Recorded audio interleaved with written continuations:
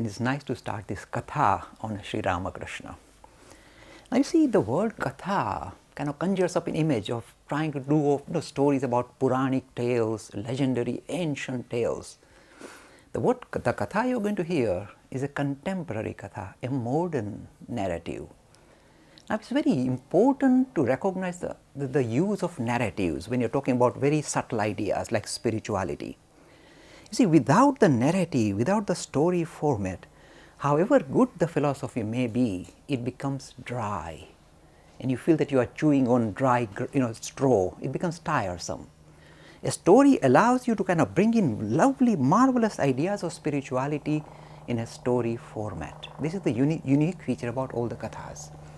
In fact, if you look at the reason why we are attracted to, say, watch entertainment on television, see the films, the reason is this.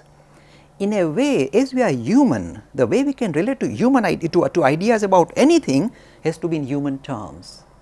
That is why we love to watch the soap operas. In a way, we are living the lives of those personalities, you see, through those stories. That's why we get hooked to all these kind of soap operas and television.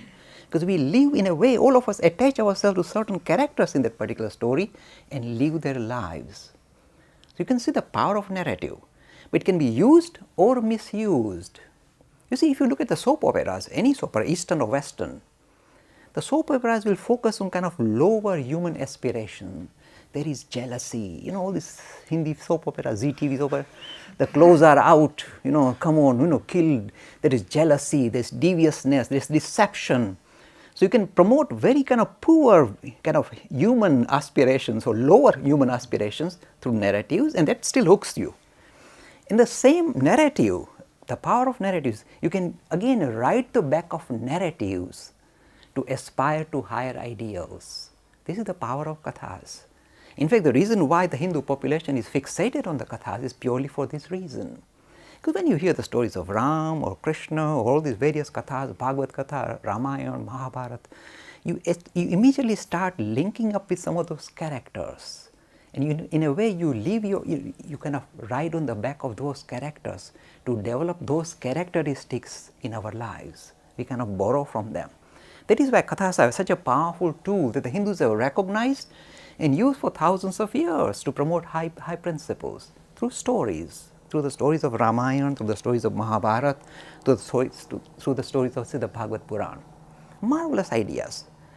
But again, you see, this is the power of the storytelling. But one thing that is putting off the youth of modern times, put them off the kathas, is this. As the kathas have been told over so many thousands of years, as they have been told, bits were added and bits were taken away. Bits were subtracted, bits were added on. This is understandable because depending on the audience, the storyteller will always kind of adjust his story to suit the needs of the audience is dealing with. And if this has been happening over thousands of years, the account you get today perhaps have no bearing to what actually happened. It may have lost complete touch with reality. And this is one of the drawbacks of kathas, because kathas sometimes have become so exaggerated that a modern youth will shy away from it, saying, look, I like these lovely personalities, but some of these kind of ideas they're conjuring up do not match up with reality. And a modern youth will, of course, that's why if you look at all the kathas being shown on television, and you look at the camera moving at the audience, there will be hardly any youngster. Only a few children playing about, and the rest elderly people like me, with the teeth falling out, hair falling out, just about kind of chewing cud, bit of religious entertainment. So this is kind of visible this is why the kathas, even though they are very potent, as I said, the power of narrative to carry the audience on higher ideals is a very important tool that we must use. And yet, because this thing has been done over thousands of years and you are stuck in a rut with just legendary stories, they have become counterproductive to the needs of the modern youth because they can't relate to it anymore. They say, look, if you want to just talk about good over evil, we might as well watch Star Wars. Why should we watch Hanuman anymore? Because the same ideas are there, except they're done in modern format with all this all these kind of gizmos, R2D2 and all the rest of them. Might as well go for that. So why should we bother with, say, Hanuman and Ramayana? They are super stories, marvelous stories, but we can adopt modern ones rather than fall back on the antique ones. So the modern youth will shy away And the other problem is this: the Kathakas do not give a health warning to their audience, especially the youth. They treat these Kathas with a lot of, use your common sense when you are interpreting the Kathas. And decide for yourself to what extent this is reality and to what extent is pure narration, pure storytelling. You must make the distinction. If you do not make the distinction, it will come, if you like, it will come in conflict with rationality, common sense and science, and it will really offend you. It will put you away, put you off religions altogether. So this idea of Katha is powerful, but just restrict yourself to things that happened thousands of years ago, and you are not really sure to what extent this is historic or to what extent it's just made up, is becoming, if you like, has a limited validity in modern times, and this is very visible. So why should the Hindu religion, allows this idea that you evolve with the times. As time moves on, the way you relate to spirituality must be presented in a modern format. It allows for evolution. So why don't we evolve? But you see, we have a problem. Like all animals who want to evolve, they are stuck. They don't like to evolve that easily. They have to be prodded. They have to be pushed. They like to, we don't like to change. All of us are full of inertia. We don't like to lose. We are stuck with inertia. So you see, we have to be pushed and hopefully make further progress. So you see, the importance of Katha is a narrative to put across marvelous philosophic ideas, subtle ideas, abstract ideas in a story format which we can write on and try and incorporate them in our life is a very powerful tool. But do not limit yourself to just the Kathas or the stories that came from very ancient past, because we can't distinguish what is legendary, what is reality, and that puts off the youngsters. So it's necessary to produce a Katha or a narrative which is suited to the modern times, and this is what we are trying to do today. We are going to look at a personality who is as dynamic as some of the personalities of the ancient Hindus, and yet who lived in modern times, in our times. Let me tell you a little bit more before I start actually the story, the narration. You see, if you look at the night sky, you see the moon, you see the stars, you might see a comet pass by, and you say, how marvelous, you wonder. In the same way, when you look at the religious landscape, you also discover various personalities. Just like the moon, which kind of is cooling, produces a cooling effect, you find giants, spiritual giants, who become, if you like, a solace of the scorched hearts of humanity. They, if you like, continue to radiate tremendous kind of calmness and coolness that removes some of this kind of heat that we feel when we live our lives. We find such personalities. We also find those little sparkling things right in the background, the ancient sages who've been twinkling the message of spirituality without making any fuss, without beating any drums, which have influenced our society for thousands of years. The ancient rishis, the sages of India, they sparkle in the background. And we get this wondrous, some wondrous personality like a comet going over the horizon, who come with a grand idea and kind of light up society for a short time. And we also find lots of fireflies, fireflies. They kind of buzz about, shine, shimmer, and we wonder what is happening, what is moving them. In the same way, you find these wonderful bhaktas, the devotees, who also dance about, sing and dance in the name of God. They appear on the horizon for a short time, and then they quietly disappear. These are the bhaktas of the Hindu tradition. These are all marvelous personalities that color the landscape of religion of India.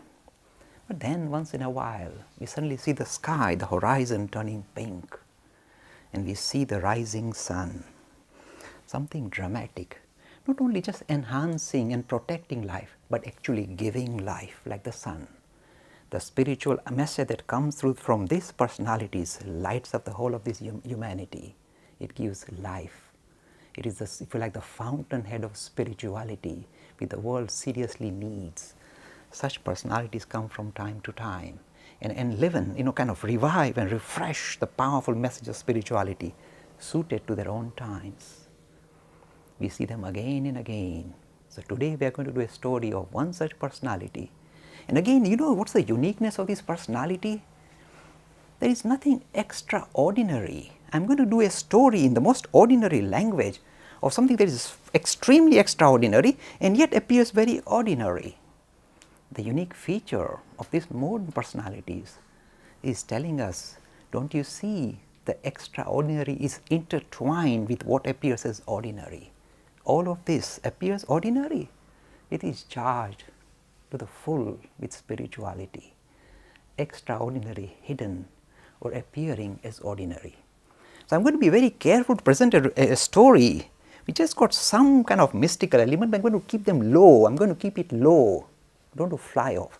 I am going to present this in a very kind of simple terms, in simple language, but a story that is extremely extraordinary.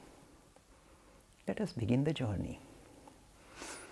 You see, in Bengal, in early 1800s, lived a family, a very pious family, very devout, pious family, Brahmin family.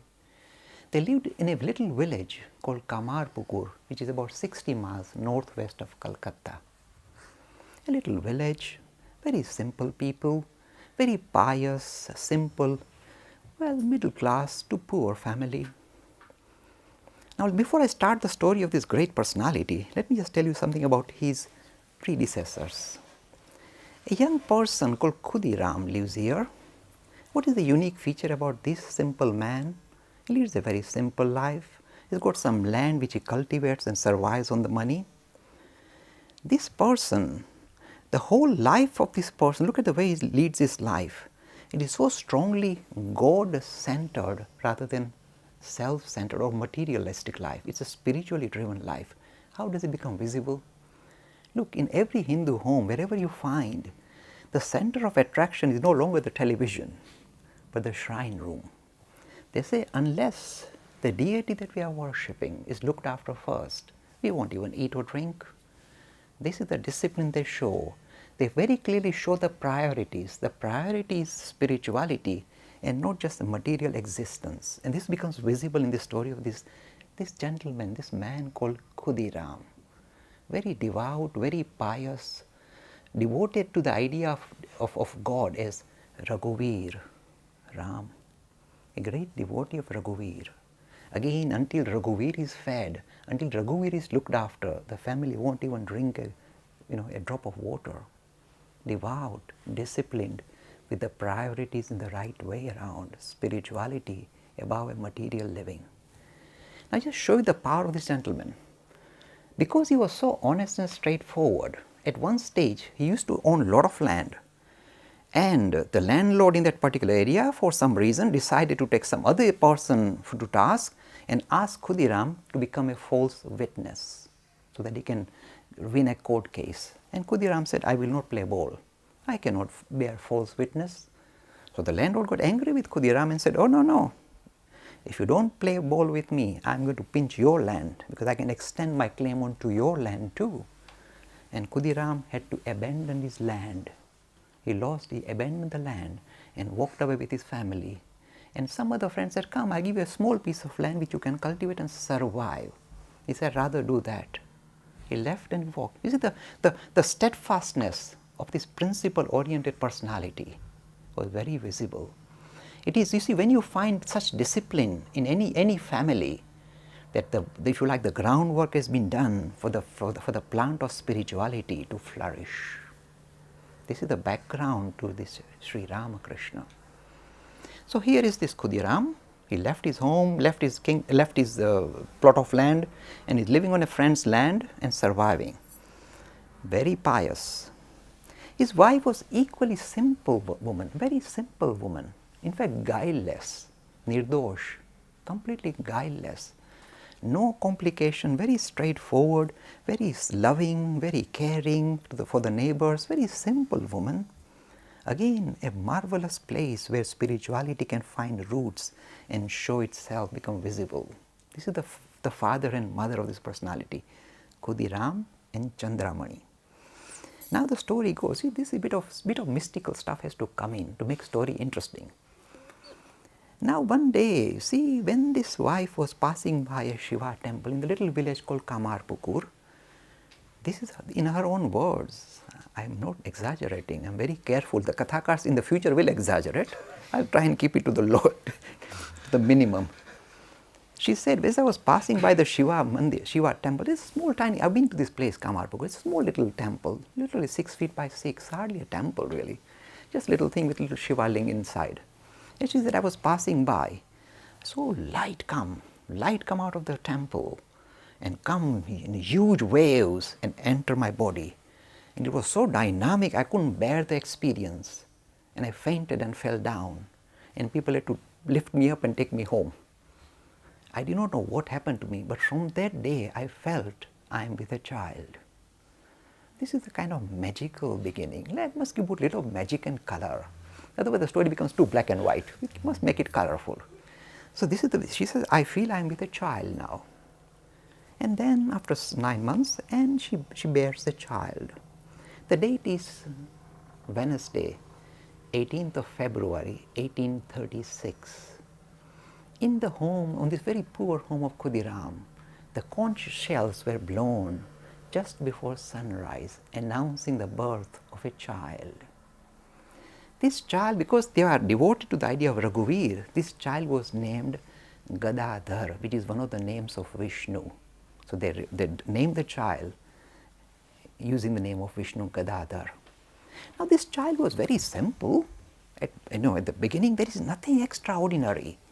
He appears like just any ordinary child, goes to school, likes certain subjects, doesn't like some other subjects. He loves art and stuff like, all this play acting and memorizing all the epics. He loves all that stuff. And the one part he hates, which Sita will love, mathematics. He hates mathematics. Doesn't like the times table at all. But never mind, he survived school. So this young boy is being brought up. Now the colors, he begins to show his colors. You see, there is a saying in the Hindu tradition, a child shows his colors when he is in his coat. As soon as he gets out of his coat, he begins to show his colors, his characteristics. And the characteristics of this young boy are very special, very, very special. Let me tell you what happens when he's just about 7-year-old. One day he's walking in the forest, paddy fields, not forest, paddy fields. He's walking through the paddy fields with other friends, and while he's walking, you see, he looks up, he sees lovely new clouds that are formed, dark clouds that are just being formed in the skies, and he sees a row of white herons passing by, making a nice formation and passing by over under the black cloud. He just looks up. Now you see the magic, real magic of religion. This young boy, instantaneously, without any prodding, without any preaching, without any teaching, goes into the highest state of meditation without realizing what it is. He's a 7-year-old little boy. He looks up. Do you know what happens? This is considered the highest spiritual experience any human being can have. This is the height of Hindu philosophy. He has not heard the word philosophy, thankfully. This boy, at the age of 7, looks up and suddenly sees the whole world. You see, the thing is this is called spirituality. What is it? You see, we experience this world at this level and we are satisfied with it. We go to dream and you say this is kind of a weak state of affairs, and when we wake up, this is reality and we feel comfortable with this state of, if you like, experience. When spirituality awakens, the intensity with which you experience the universe goes off a millionfold, not even 10-fold, 1,000-fold, millionfold. It shoots up and suddenly you see the whole universe in tremendous intensity, and what you see is the unity that, if you like, underpins this reality, one that controls everything. You become one with that without any prompting, without any preaching, without teaching, without meditation. You experience tremendous intensity. Imagine living your life in such intense manner that this wakeful life appears to be like shadow. That clear vision, it's a most unifying experience, unifying, because now you touched base with the reality, your own nature, your own reality, as well as the reality that underpins this whole of this creation. You become one with that. That's an intense, life-altering experience. The Hindu philosophers have classified this as the highest spiritual experience any individual can have. This is called Brahmagnan. Brahmagnan. this lovely term that's at the heart of Hindu philosophy, that said the underpinning to this reality is some principle that is very dynamic, that is your essential nature and the essential nature of everything you come across. That essential nature, you touch base with it. You realize you are that. You are one with the whole of this creation. You become one with reality. This is the most exciting experience, most thrilling experience. This little boy, at the age of 7, you see the first card he plays on the religious field is the trump card, the ace. It starts off with a high, if you will, a high note. Of the highest spiritual experience, the Hindus have been talking about, saying this is the highest, this is the peak, the height of spiritual experience. You see, there are many different levels of spiritual experiences. You can see God as a personality, you can see God as your inner self, but to see God as underpinning everything and everyone, including myself, is the highest of the high. You can't go any higher. It is a non-dual experience. There is no differentiation anymore. You hit that jackpot right at the age of 7. He shows his colors. Of course, you see, this experience is so dramatic. What happens is this? This connection with the body appears such a trivial thing that you discard it. People think it's not some kind of epileptic fit that you kind of go and it's not trance. You become more intense than you can ever be, and for that intensity to become visible, the link with the body appears such a trivial thing that you cast it aside, you kick it aside. So you become completely like that, still, become completely still. This is not some kind of mental illness. The level of experience is so dramatic and so contradictory to our living experience that the living experience is discarded. It's shot aside, pushed aside. That is the most dynamic experience. This little chap hits it right at the at the early stage, the age of 7. He hits the jackpot, and at that level, if you're standing up, you lose body consciousness. The body will topple over. Who cares for the body? You now touch base with reality, and the other boys were frightened. What happened to the little boy? Lift him up, take him home. And later on, when he was asked, he told his parents, I was not unconscious. Oh no, there was a tremendous flow of bliss through my whole being. I was fully awake. It's not a dozy experience. You don't become unconscious. You become super conscious, not unconscious. This is what called spirituality. He said, I was full of bliss. I could see the whole of this creation, but nothing but bliss. And I can no longer see the distinction. You see, the thing is, we distinguish. He sees the whole of this thing one. He doesn't see the variation, he sees one. So the variation disappears. That is the unifying experience. It is life altering. So this little boy shows his colors. He belongs to the high note of spirituality. He is no ordinary person. In fact, let me just touch on this. His disciple, his principal disciple, became very world famous, called Swami Vivekananda, rarely talked about Sri Ramkrishna, rarely talked about him. He said, do you know why? At the best, I can show the breadth of his vision, the kind of comprehensive ideas of spirituality that he promotes. But I can never fathom the depth of his personality. I fail. He said, I fail. That's why I don't want to talk about him. He hardly talked about his master once or twice in his lifetime. He said, because the depth is so much, I will do him disservice if I do that. So I'd rather not do it. But of course, he can say that, but people like me will brattle on. We don't mind. Whatever happens, we kind of shudder, and we, like an empty tin, we shudder and kind of start rattling. So we rattle, never mind. So this is the depth of his. He says, I can't fathom the depth of this personality. So I will avoid talking about him. But we are stuck, so we'll do the katha on poor chap. So this is the personality. At the age of 7, he hits this jackpot, high note of spirituality. At the same time, at the age of 7, kind of a mishap happens in the family. The father passes away at a very young age. It is said if a boy loses a father at a very young age, because the boy always looks up to the father for a kind of rational understanding, explanation about the world, become worldly wise. And suddenly, if at a very young age the father is taken away, the boy will pay a price. He became very withdrawn now. This boy became very withdrawn. And he started going on into kind of lonely places and sitting there and thinking about reality. Very young, but showing tremendous maturity. Started to think of higher things. Worldly things would no longer attract him. would no longer attract him. When they were said, learn this subject, learn the grammar so you can become a teacher, learn all the ritual practices so you can then become a pujari and do all these things and earn a living. He said, to eat a little bit of rice and dal or something, do I need to spend my whole life just to survive like an animal? I wish to learn that, I wish to get that education which resolves the issues of humanity. I wish to touch I want the highest education. I will not make do with the lower one.